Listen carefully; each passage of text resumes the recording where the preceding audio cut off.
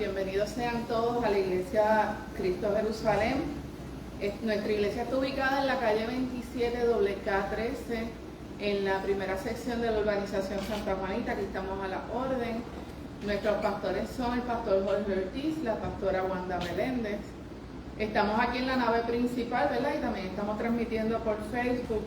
Bienvenidos sean los hermanos que se están conectando y los que se estén conectando durante la mañana de hoy. Comenzamos orando. Padre, te pedimos que seas tú con nosotros, que cuides a cada uno de los que vienen en camino, que cuides a cada uno de los que está aquí con nosotros y de igual manera a los que están en internet conectados, Padre. Sé tú conmigo, sé tú, tu palabra la que salga de mi boca, que el mensaje llegue a quien tiene que llegar. Esto te lo pedimos en el nombre de tu Hijo Jesús. Amén. Como le dije, nuestra iglesia está aquí en la primera sección de Santa Juanita, en la calle 27 K13. Si usted no tiene donde congregarse, con mucho gusto le recibimos.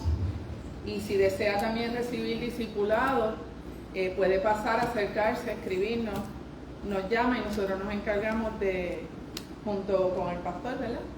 Nos encargamos de esa comisión. Hoy vamos a estar hablando en la lección 19 sobre la expansión de la iglesia.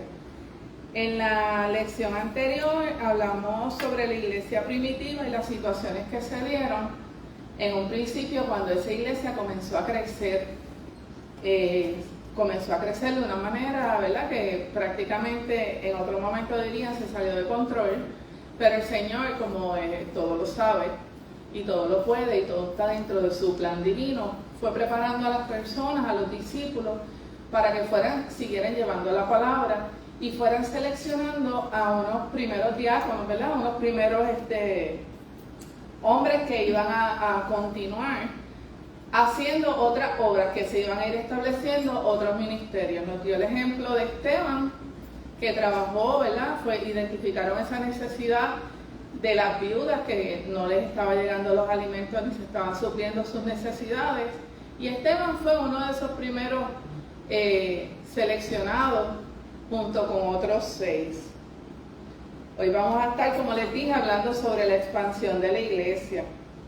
Los textos de estudio vamos a estar entre Hechos 8, Hechos 9 y Hechos 10. En esos 3 capítulos de Hechos vamos a estar, ¿verdad?, moviéndonos. La verdad central de esta lección es el Espíritu Santo da poder y dirección para el ministerio. El versículo clave está en Romanos 8, versículo 14. Porque todos los que son guiados por el Espíritu de Dios, estos son hijos de Dios. Cuando Dios fomentó la expansión del testimonio de Cristo a través de la iglesia primitiva, usó diversos medios y circunstancias. Algunos de ellos fueron la persecución, usó la desesperada necesidad humana y su dirección sobrenatural específica. A la iglesia no se le ordenó simplemente difundir el evangelio. Los creyentes fueron empoderados y guiados a lo largo del camino. No solamente eran los que originalmente llevaban la palabra, sino que el Señor fue preparando a todas las personas que recibían esa palabra para que ellos a su vez continuaran, ¿verdad?, llevando el evangelio. Es un efecto multiplicador. La mayoría de las veces a las personas no les gusta que las interrumpan, aunque sea para la obtención de un resultado positivo. No obstante, si entregamos nuestro horario a Dios, Él puede sorprendernos con oportunidades para dar testimonio de nuestra fe. Dios puede guiar aún los detalles más ínfimos de la vida de sus seguidores, porque Él tiene un gran plan. El testimonio de la iglesia tuvo un comienzo poderoso en la ciudad de Jerusalén.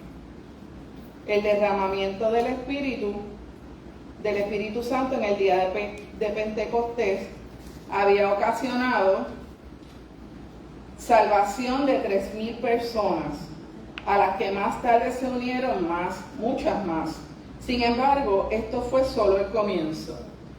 El plan de Dios incluía a aquellos que vendrían a Cristo desde fuera de Israel y el judaísmo. Felipe y Pedro tuvieron el privilegio de ser los primeros en llevar el evangelio a samaritanos y gentiles. Yo les voy a presentar, se les va a estar presentando un mapa, porque es importante que tengamos una idea clara de dónde estábamos ubicados, ¿verdad? Dónde es que están los lugares que esta lectura va a estar mencionando en todo momento. Ahí vemos dónde está Samaria, dónde está Judea, Galilea. Va a hablar mucho en la lección, va a hablar mucho de Cesarea, de Jopa, de Lida, para que tengamos una idea, ¿verdad? El mapa lo vamos a dejar aquí, luego yo lo voy a estar subiendo en la plataforma de Facebook para hacer referencia en todo momento a ella, a este mapa. Continuamos. Vamos a estar leyendo bajo el título El Ministerio de Felipe. Vamos a estar leyendo Hechos, capítulo 8, versículo del 4 al 13. De los hermanos, ¿quién tiene la lectura? Bueno.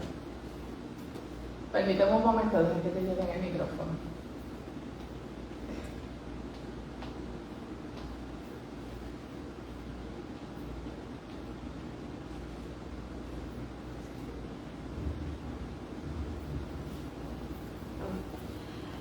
Pero los que fueron esparcidos iban por todas partes anunciando el Evangelio.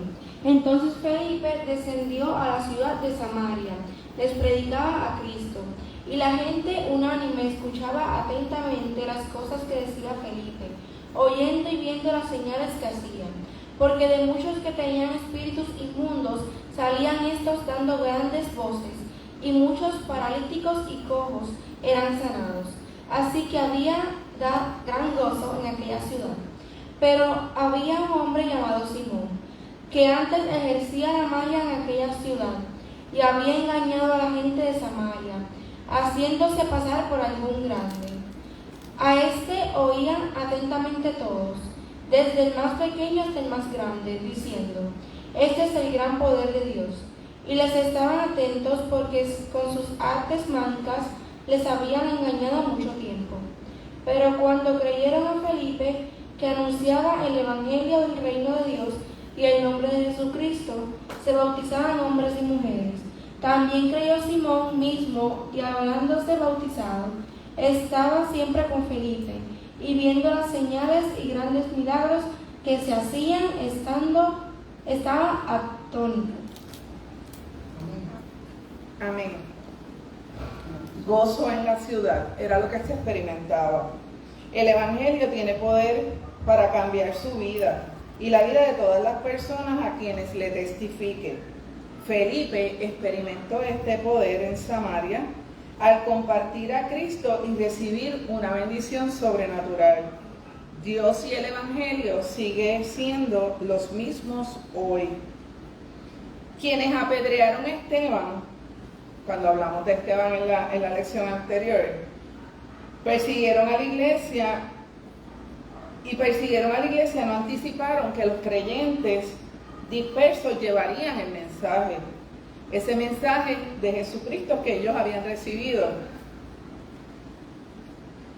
Cuando Felipe le habló a los samaritanos sobre el reino venidero de Dios y cómo ellos podían tener una relación con ese Dios a través de su Hijo Jesucristo, él bendijo la predicación de Felipe con señales milagrosas. El mensaje de Felipe y los milagros que lo acompañaban desviaron la atención de la gente de un hechicero llamado Simón.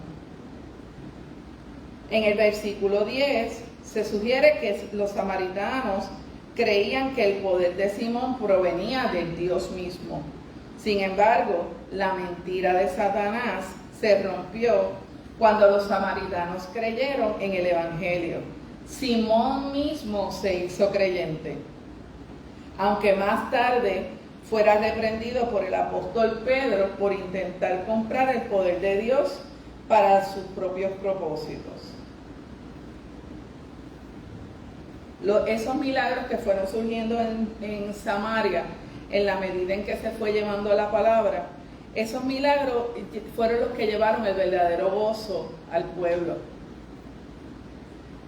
Les pregunto, ¿cómo debe responder un cristiano a un amigo o familiar involucrado en una secta o en algo oculto? ¿Cómo ustedes entienden que debe un cristiano responder a un amigo? Bueno, con mansedumbre. Con mansedumbre, contacto, como decimos acá, ¿verdad?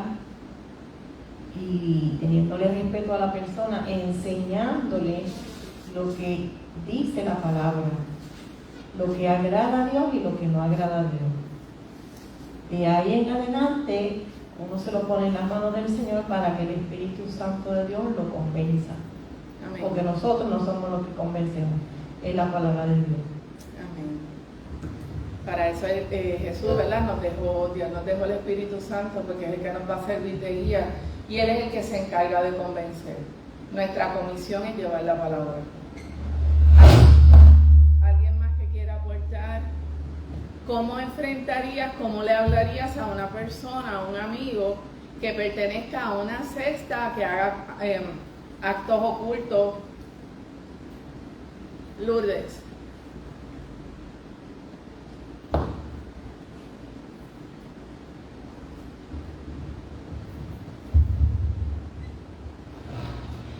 Siguiendo por la línea de la pastora, sí, con mucha mansedumbre, con mucho amor, porque si estamos representando al Señor, tiene que ser con amor. Y yo creo que llevando la palabra, pero también pues la palabra dice que tenemos que ser como testimonio nosotros mismos de lo que Dios ha hecho en nosotros, para que la persona pueda ver la diferencia en lo que éramos antes y lo que somos en Cristo. Amén. Lorena, la hermana Lorena, quiere aportar algo. Amén. La palabra dice en Proverbios 16:6: con misericordia y verdad se corrige el pecado, y con el temor de Jehová los hombres se apartan del mal. Lo que quiere decir es que es una combinación de misericordia y verdad. No podemos usar la misericordia sola y ser demasiado buenos sin decir la verdad, pero tampoco podemos ir por la verdad sin tener misericordia. Eso es lo que básicamente quiere decir. Y lo que dice es que es para que haya corrección. O sea, si verdaderamente queremos que haya una corrección de ese pecado, pues tenemos que usar las dos cosas, la misericordia y la verdad. Amén. ¿Alguien más que quiera aportar? Pues ahora le voy a hablar, le va a hablar Carmen Aponte, ¿verdad? De lo que yo mismo voy a contestar la pregunta. Yo haría como que una tormenta de ideas. Yo uniría las tres deposiciones de las hermanas, ¿verdad? Yo le llevaría palabra de verdad, con mansedumbre, con respeto, y le daría el ejemplo. Dejaría también que mi testimonio hable, ¿verdad? Sea como la carta de presentación, porque pues lo primero que nos dicen, ¿verdad? Es, pues ahí viene el cristiano, viene el rechazo, viene el sello que nos ponen. Pues nosotros no podemos hacer lo mismo.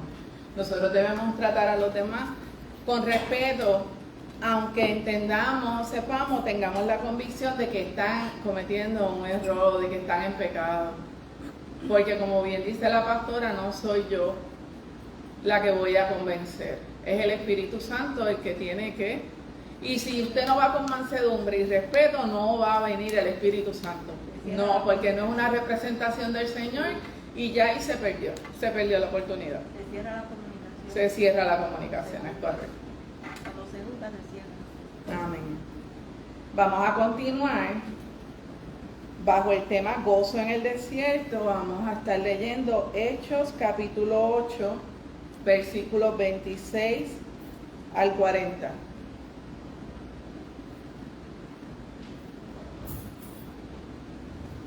Un ángel del Señor habló a Felipe diciendo: levántate y ve hacia el sur, por el camino que desciende de Jerusalén a Gaza, el cual es desierto. Entonces él se levantó y fue.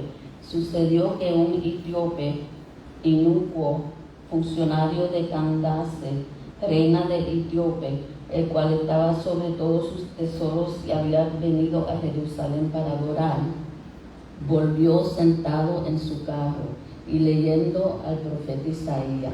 Y el Espíritu dijo a Felipe: acuérdate y júntate a ese carro. Acudiendo Felipe, le oyó que leía al profeta Isaías y dijo: ¿pero entiendes lo que lee? Él dijo: sí, ¿cómo podré si alguno no me enseñaré? Y rogó a Felipe que hubiese y se sentara con él.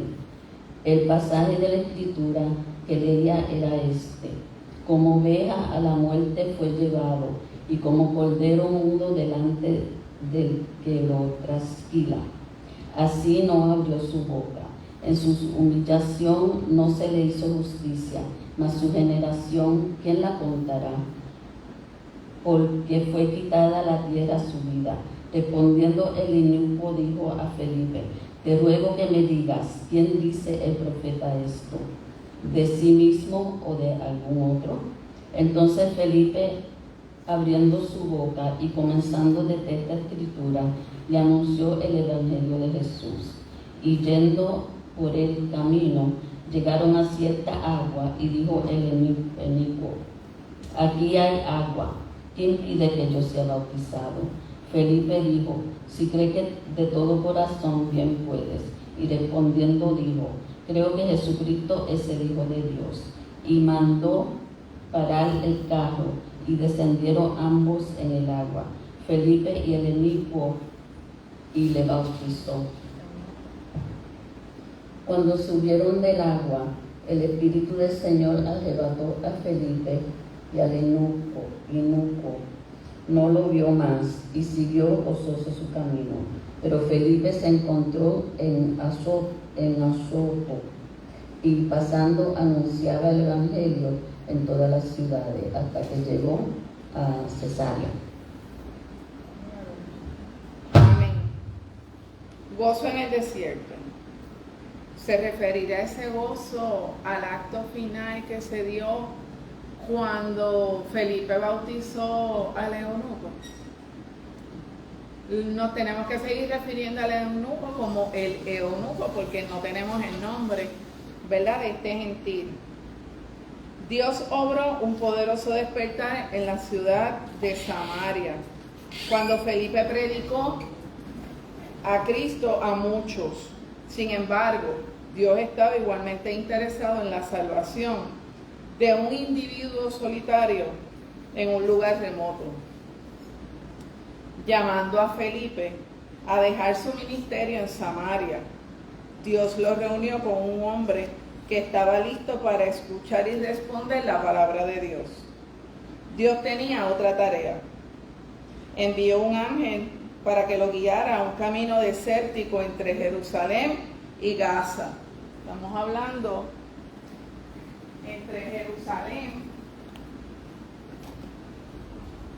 Gaza queda más aquí en la costa, entre Jerusalén y Gaza.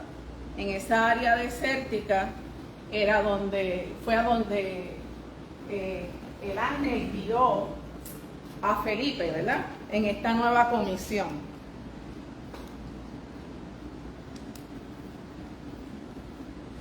Un eunuco, ¿verdad?, para explicarles lo que es un eunuco, es un hombre castrado que por lo general se ubicaba en los harenes, ¿verdad?, en el harén del rey, para que velara y cuidara a sus damas, a sus concubinas. Felipe se acercó a ese carro donde iba, ese carruaje, ¿verdad?, donde iba el eunuco, y el hombre lo invitó a viajar con él. Ese hombre era creyente. Él iba leyendo, ¿verdad?, y hablando sobre palabra. Felipe gustosamente le anunció el Evangelio de Jesús y lo bautizó. Tras la confesión de fe del eunuco, creo que Jesucristo es el Hijo de Dios, Felipe lo bautizó. Esto lo menciona en el versículo 37 y 38. Entonces Dios sobrenaturalmente arrebató a Felipe. Cuando habla de este arrebato, es que lo saca ya de ahí del desierto y lo lleva a otro lugar. Felipe apareció más tarde en Azoto, y predicó hasta Cesarea. Cesarea está en Samaria, en la costa.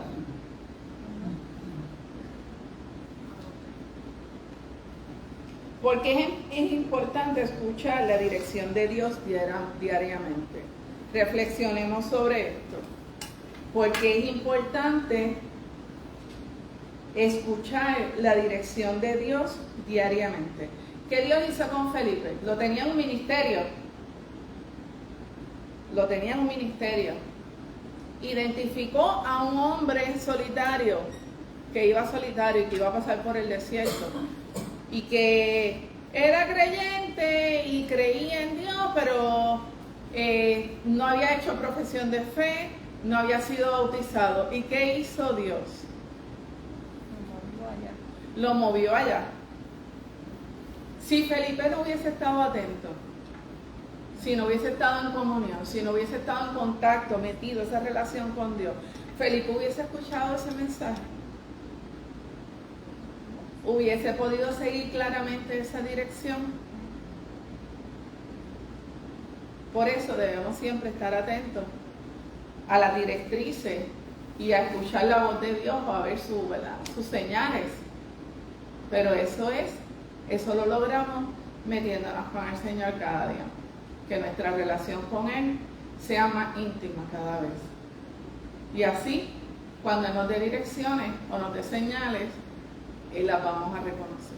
¿Alguna vez has pensado, Señor, o le has dicho al Señor, Señor, dime las cosas claramente porque yo no entiendo, yo no capto mensajes? Yo digo una expresión un poquito más fuerte, ¿verdad? Me autoflagelo, pero hay veces que no escuchamos, no vemos la mano de Dios, tal vez a veces como humanos no confiamos. O, Señor, yo quiero una confirmación de lo ya confirmado. Imagínense que Felipe hubiese dicho, no, yo necesito una confirmación de esto. Eso era un alma que no había hecho profesión de fe. Y si se hubiese perdido esa alma, ¿a quién le iban a pedir cuenta? Y el enemigo no te va a mandar a ministrarle a nadie. A nadie, es muy cierto. Ese es un buen punto. El enemigo no va a mandar a ministrar, no te va a enviar a ministrarle a nadie. Si te envían a ministrar es Dios. Hermana Lorena quiere compartir.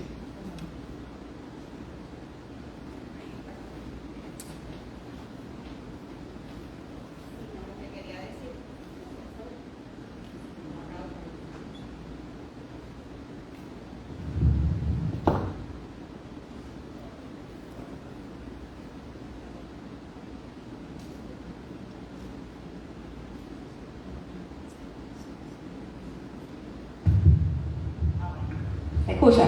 Sí. Ok. Lo que quiero decir es que aquí dice que él es un etíope. O sea, eso es un país en África. Y vemos que hay pocas veces que hay un contacto con un africano o con alguien de ese país en la palabra. La vez anterior que yo sé, ¿verdad?, que me recuerdo de la palabra, es en el Viejo Testamento. Lo que quiero decir es que el contacto con alguien de África puede haber sido la primera persona que llevó el Evangelio a África. O sea, fue bautizado allí y luego fue a su país, porque acuérdense que dice aquí que leí que él fue arrebatado, Felipe fue arrebatado. Eso es un milagro también. Ese es otro milagro. Ese es otro milagro. Y es tremendo porque había propósitos. Cuando Dios tiene propósitos, uno tiene, como tú dices, estar bien alerta porque seguramente cuando ese etíope llegó a su país, él fue a llevar el evangelio. Y hoy día lo podemos ver, o sea, no sé si hay algún otro pasaje bíblico que hable de eso, de África, pero hoy día podemos ver que el evangelio en ese país es donde hay más evangélicos, donde hay más cristianos, y es en ese país, ese Etiopía. Y lo más seguro comenzó con ese evento. Con ese contacto. Exacto. Y si Felipe no hubiese respondido ese llamado, hermana Lorena. Bueno, es que el Señor sabe a quién le da el llamado, ¿verdad? Yo pienso esto, yo pienso que cuando el Señor tiene propósito, si no hubiese sido Felipe, hubiese sido otro, ¿verdad? Entonces Felipe se perdía la bendición de ser usado por el Señor, me imagino yo. Pero el propósito de Dios se va a cumplir como quiera. Como quiera. Exacto. Amén. Ahora vamos al ministerio de Pedro. Ya vimos a Felipe, como verdad el Señor lo utilizó. Vamos a movernos a Hechos 9, capítulo 9, versículo 32 al 35, bajo el tema sanado para ser testigo. Hechos 9. ¿Alguien tiene Hechos 9?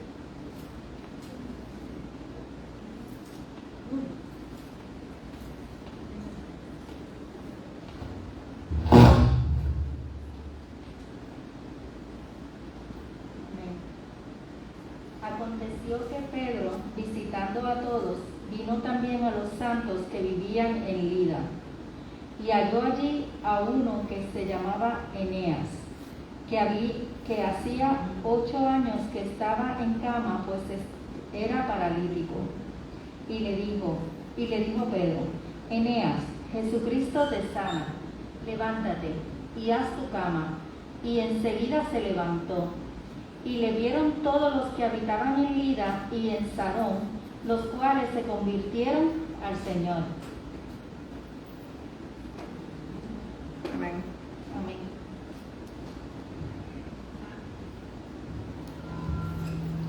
El mismo Jesús que realizó sanidades durante el ministerio terrenal, continuó haciéndolo después de su resurrección y regresó al cielo. Su relación continua con aquellos que lo conocen, incluyendo a Pedro, fue una clave poderosa para la misión de la iglesia en el libro de los Hechos. Los milagros que se dan en el libro de Hechos, la mayor parte de ellos fue por testigos, los discípulos que estuvieron directamente con Jesús y caminaron con él y vieron los milagros que él hizo en su caminar. Ellos fueron testigos visuales y de igual manera entonces ellos llevaron la palabra, se hicieron milagros en el nombre de Jesús. En Lida, Pedro encontró a Eneas, que padecía una parálisis prolongada que lo había confinado en una cama durante 8 años. Después de ese tiempo de inactividad, había debilidad muscular, ¿verdad? Sus músculos estaban atrofiados. Lida, si podemos poner el otro mapa, para que vean dónde está Lida. Lida está cerca de Jopa, un poquito más abajo, en Judea. Jope.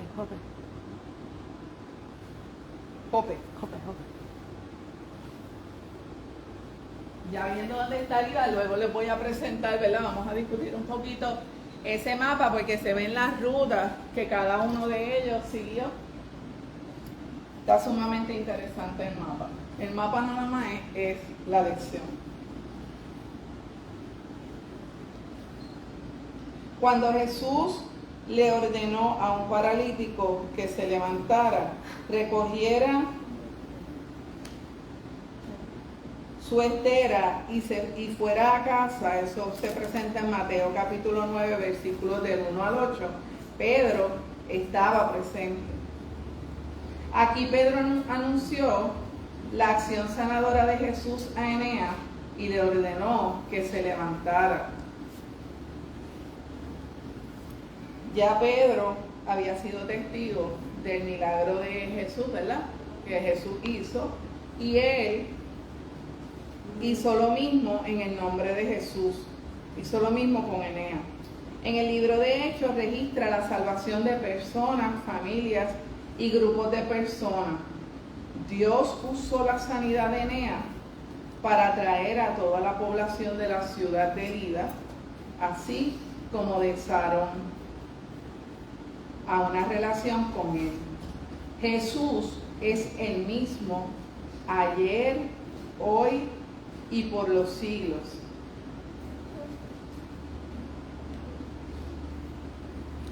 Continuamos bajo el tema resucitada para ser testigo. Vamos a leer Hechos capítulo 9, versículo del 36 al 43. Hechos 9.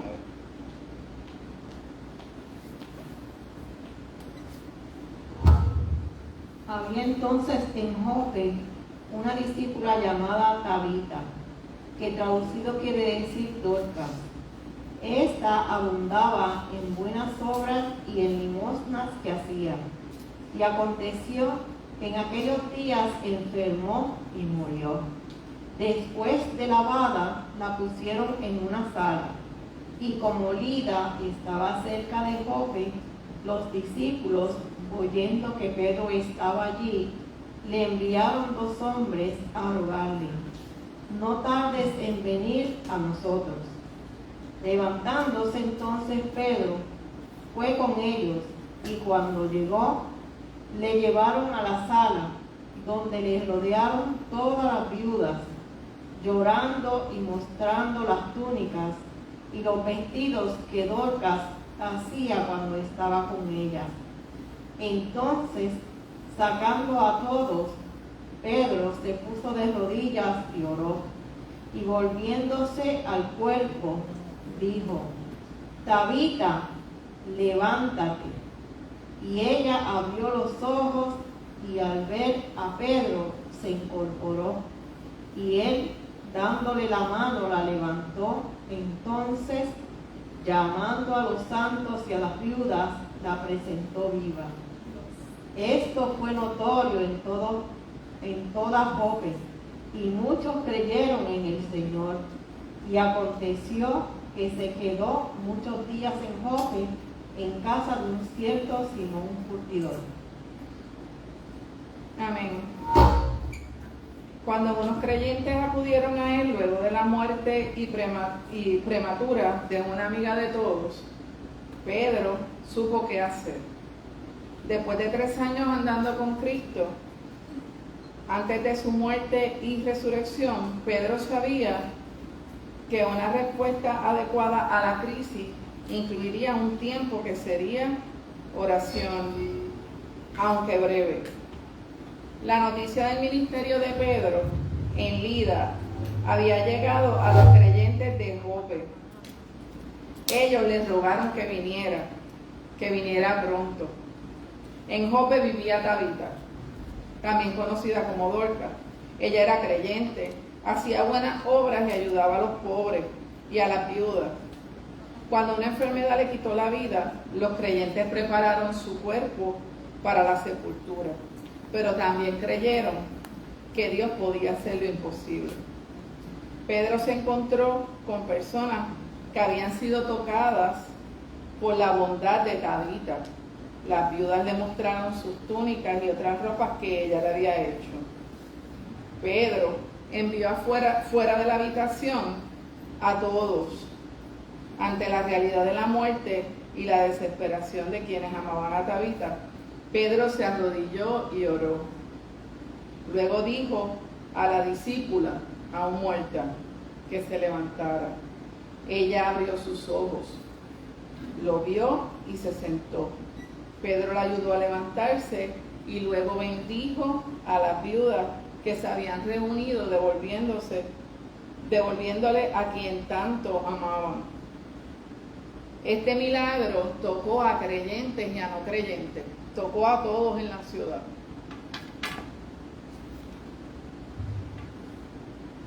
¿Qué milagro conoces tú?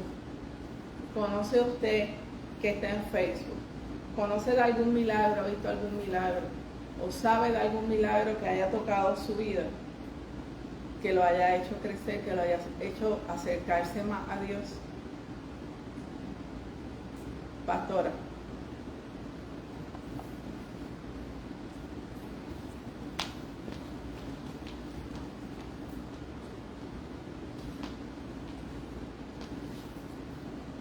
Yo tengo. Hola. Por debajo, pastora. Hola, ahí.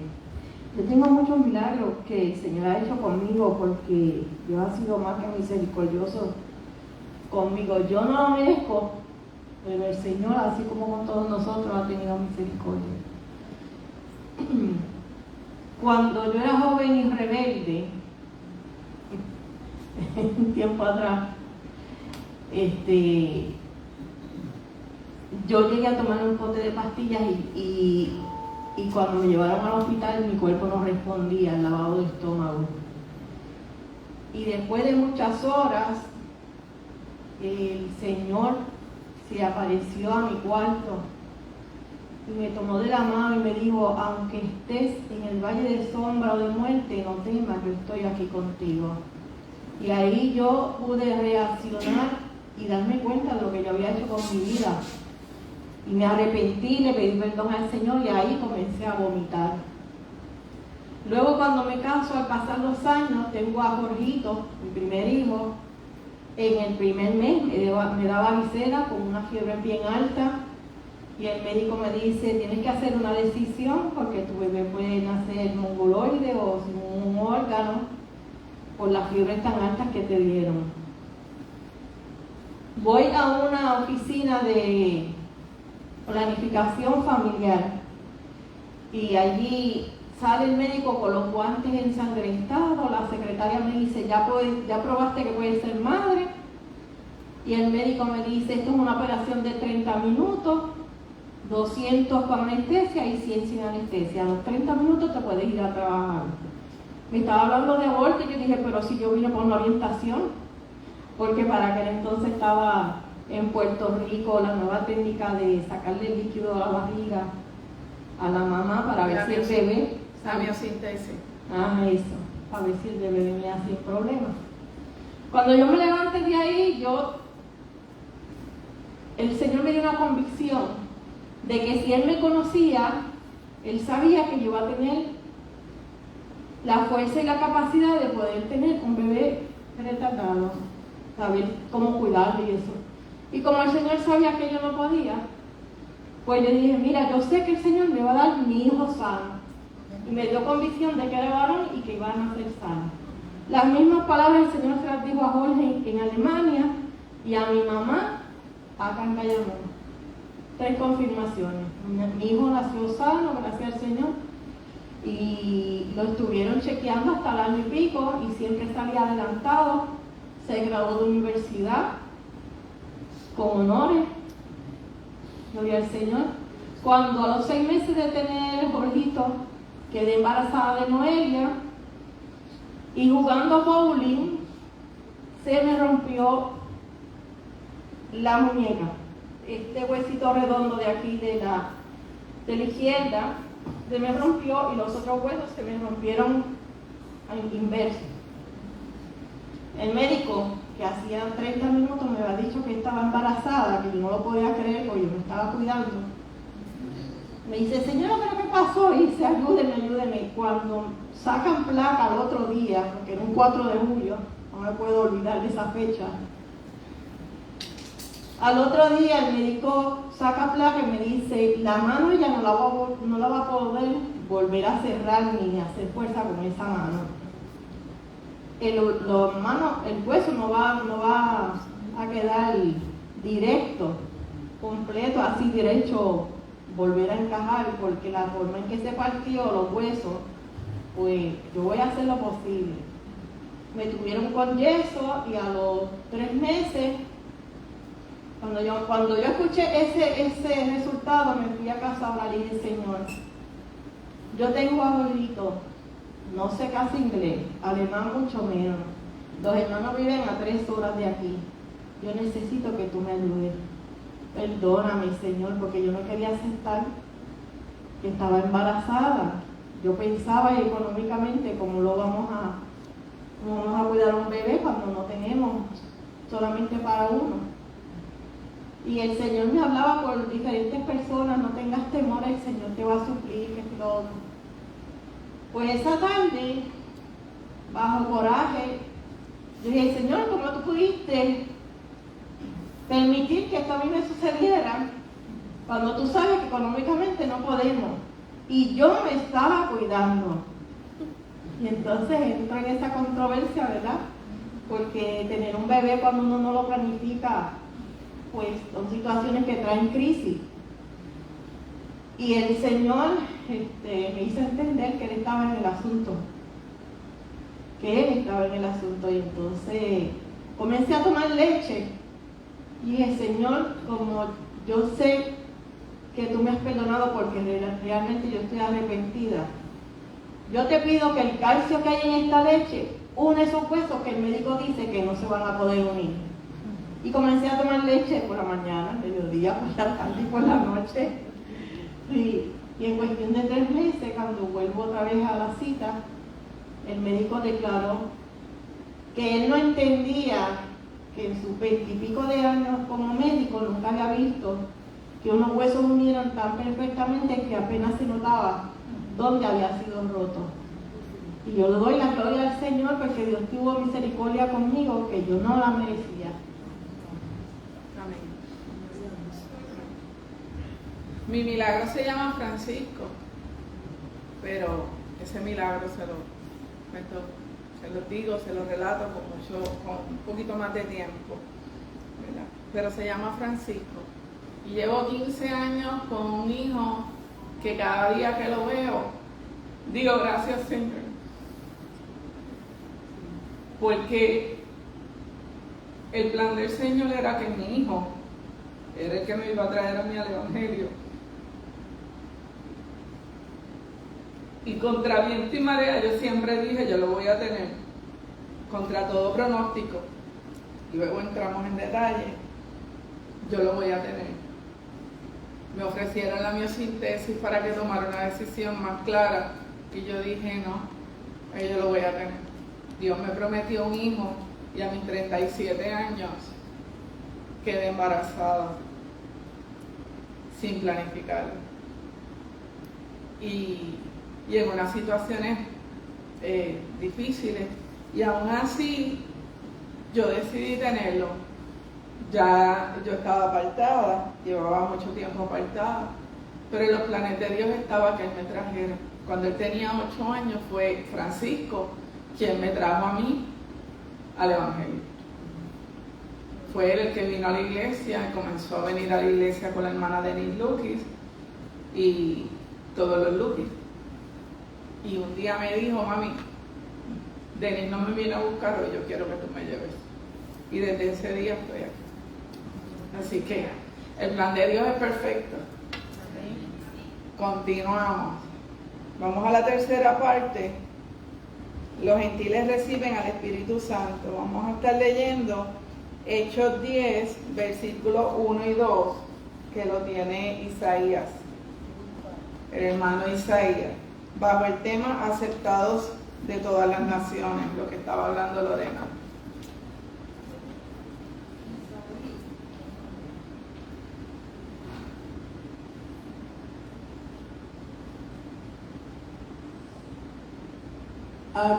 Había en Cesarea a un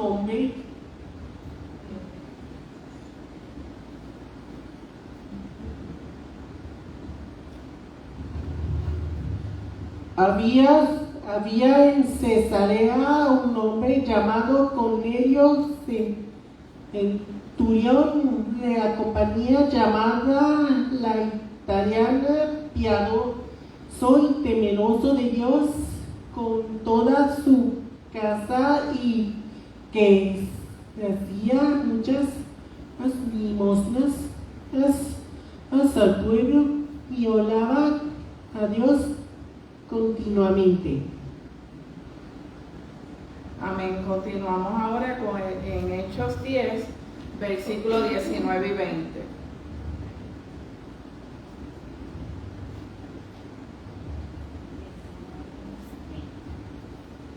Mientras Pedro pensaba en la visión, le dijo el Espíritu: He aquí 3 hombres te buscan.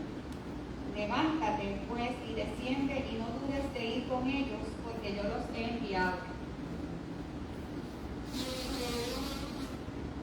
Y continuamos en Hechos capítulo 10, versículos del 30 al 38.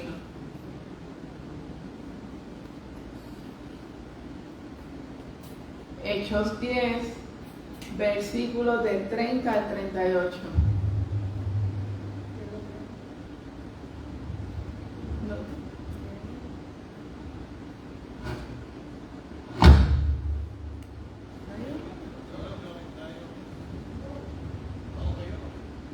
¿Lo leo?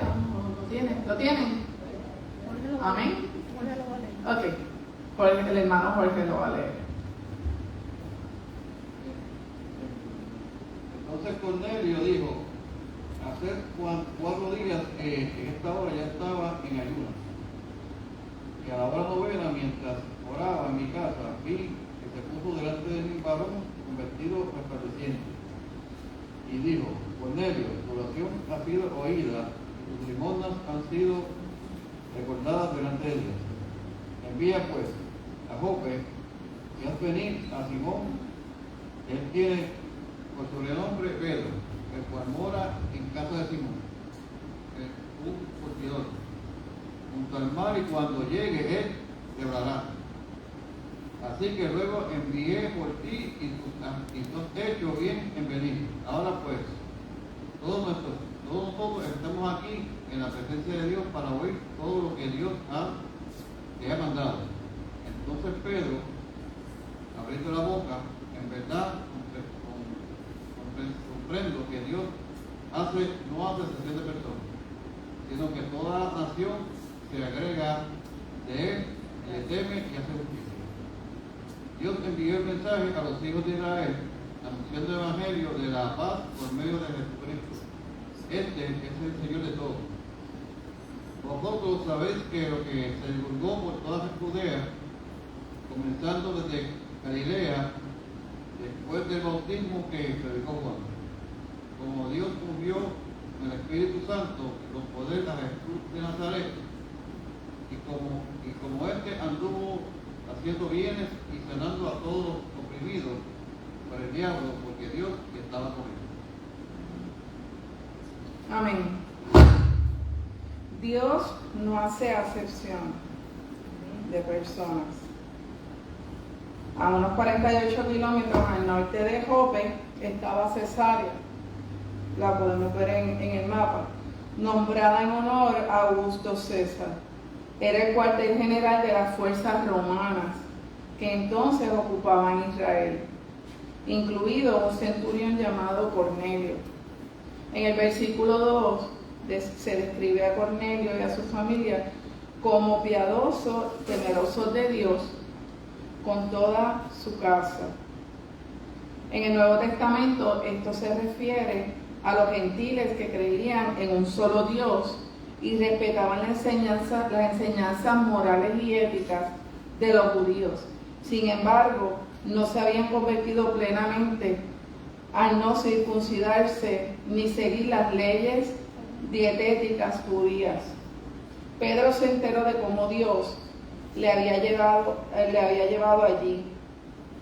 A través de una visión angelical, Dios le había dado a Cornelio instrucciones específicas de encontrar a Pedro. En esta ocasión las instrucciones fueron a Cornelio. Cornelio reconoció la mano de Dios al llevar a Pedro a hablar en su hogar. Este mismo conocimiento se apoderó de Pedro, quien se dio cuenta de que Dios no trataba a las personas con favoritismo ni parcialidad. Dios no hace acepción de personas. Continuemos bajo el tema llenos del Espíritu con evidencia. Vamos a leer Hechos 10, capítulo 10, versículo 39 al 48.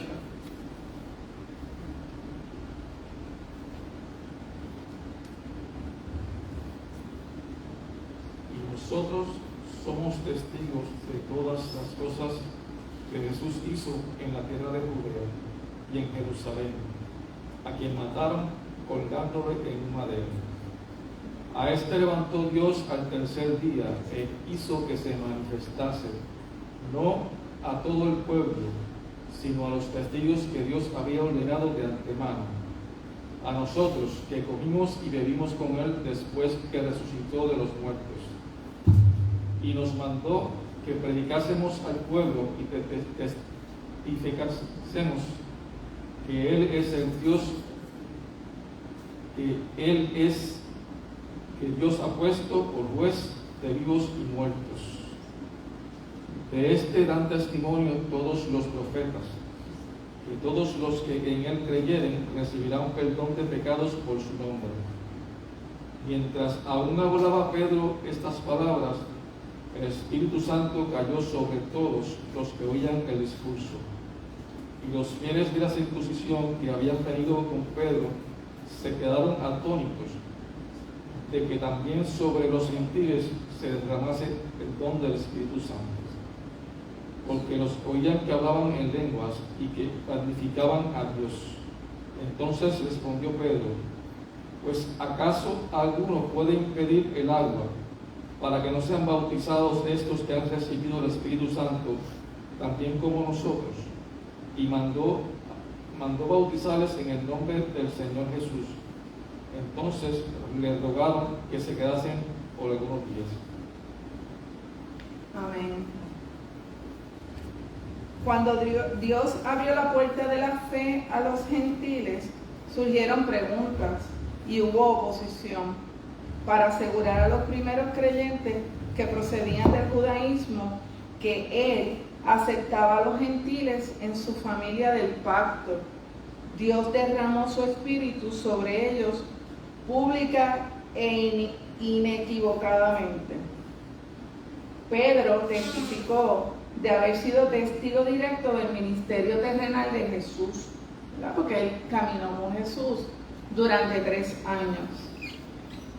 Jesús, que es el Señor de todos, también juzgaría a los vivos y a los muertos. Toda persona que se entregue a Cristo puede regocijarse en la certeza del perdón de los pecados y la garantía de una vida eterna. No es específicamente para un grupo, no es exclusivo para otros. Todo aquel que se arrepienta de sus pecados tiene esta bendición del Señor. El sermón de Pedro fue interrumpido cuando el Espíritu Santo cayó sobre todos y se manifestó. Ellos hablaron lengua. Los que estaban con Pedro se sorprendieron. Ellos, creyentes, cristianos, circuncidados, que lo que nos dice es que eran personas, ¿verdad?, que estaban consagradas con el Señor. Ellos se sorprendieron porque ellos entendían que los gentiles no debían tener esa oportunidad o no la iban a tener. Sin embargo, el Espíritu Santo sí cayó, descendió sobre ellos y ellos hablaron lenguas, ¿verdad? Ellos lo vieron, fueron testigos. Los creyentes que fueron con Pedro fueron testigos de un milagro, ¿verdad?, del poder del Espíritu Santo, cómo descendió. Esta evidencia también satisfizo al mismo Pedro. Fueron bautizados en las aguas. Estos gentiles habían recibido un perdón mediante la fe en Cristo y habían sido bautizados en el Espíritu Santo. Ahora fueron bautizados públicamente en el agua como testimonio de nueva fe en Cristo. Dios no hace acepción de personas. ¿Qué nos dice Dios? Dios obró a través de Felipe porque estuvo dispuesto a testificar a Cristo, a una persona en un camino remoto y también a las multitudes en Samaria. Dios obró a través de Pedro cuando trajo sanidad y vida en Lida y en Jope. y cuando llevó el evangelio al hogar de un gentil en Cesarea. La prioridad de Dios de mostrar su gracia sigue siendo la misma, ya sea a una persona o a una multitud. Él usó al apóstol Pedro y al diácono Felipe, y usaría a cada creyente, te usaría a ti, me usaría a mí. Como Él decida, donde Él decida, siempre y cuando, ¿verdad? Siempre enviándonos con la dirección del Espíritu Santo. Debemos recordar que nosotros no estamos solos. Dios mandó a su Hijo a que muriera, murió en la cruz por los pecados de nosotros. Pero su Hijo resucitó y fue a la diestra del Padre, pero nosotros no estamos solos. Nosotros tenemos al Espíritu Santo, que es nuestro guía, nuestro consolador. Y vamos a la asignación, a la enseñanza para la vida, que esta parte para mí es bien importante, porque no es solo lo que recibimos, es lo que vamos a hacer. Busque maneras de pasar tiempo con familia y amistades que nunca hayan oído del Evangelio. Todos tenemos a alguien, debemos tener a alguien, un primo, una prima, una amiga, un compadre, una comadre, que tal vez viven bien, haciendo el bien, que no son personas malas, pero no han hecho esta profesión de fe. Esos son más sencillos. Pero busquemos a alguien, identifiquemos a alguien. Dedique tiempo diariamente a escuchar la voz de Dios y abrirse a la dirección específica del Espíritu Santo. Examine su corazón para detectar cualquier prejuicio que le impida compartir el Evangelio. Dios no hace acepción de personas. A los gentiles, a los ya convertidos, a los circuncidados, a los no circuncidados. Y Él no les dijo, circuncídense primero y después los bautizo. No, la orden fue, los va a bautizar. Descendió el Espíritu Santo, los bautizó, tuvieron ese bautismo y después los mandó a las aguas a ser bautizados. Así que Dios no hace acepción de personas. Usted no debe esperar, no tiene que esperar a estar limpio, como decía el pastor en la predicación anterior, a estar limpio, o a lo que usted entiende que es limpio. Se está juzgando usted, el Señor no lo juzga. Dios no hace acepción de personas. Así que, gracias a todos por su atención. Concluye la clase de hoy. Les dejo en su mente que Dios no hace acepción de personas y está ahí esperando.